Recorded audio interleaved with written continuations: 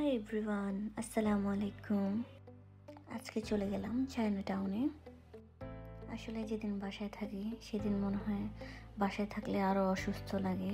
সারা 5 দিন 4 দিন কাজ করার পরে একটু যে রেস্ট নিব সেটা না, যখনই বাসায় থাকে তখন আরও নিজের কাছে অস্বস্তি ফিল লাগে।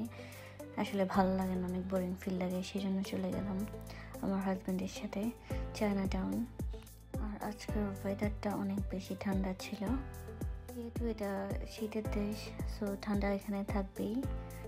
ঠান্ডা দেখে এমন না যে সবাই বাসার মধ্যে বসে আছে, বাইরে যাওয়ার পর দেখলাম অনেক মানুষ পার্কের মধ্যে। তারপর চায়না টাউনের ভিতরে অনেক ভিড় ছিল, সেজন্য অনেক ভিডিও করতে পারিনি ঠিকভাবে। এই পার্কের মধ্যে ঠান্ডা দিয়ে দেখতেছি সবাই আইসক্রিম খাইতেছে। হাঁসগুলো এত সুন্দর, আপনি যখন ওদের কাছে যান বা ওদেরকে কিছু দেন, ওরা কিন্তু আপনার পাশে পাশেই থাকবে। পার্কটার ভিউটা আসলে অনেক সুন্দর ছিল। সবাই সবার মতো করে হাঁটতেছে, খাইতেছে, কেউ কথা বলতেছে। মানুষ যতই বিজি থাকুক না কেন, যতই কাজ করুক না কেন, আমার মনে হয় অফ ডেতে একটু ঘুরতে গেলে ভালো হয়, রিফ্রেশমেন্ট পাওয়া যায়।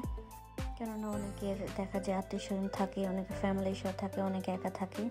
এভাবে সারাদিন কাজ করে একা একা থাকাটা আসলে খুবই কষ্টকর। অন্তত উইকে একদিন রিফ্রেশমেন্টের দরকার আছে আসলে।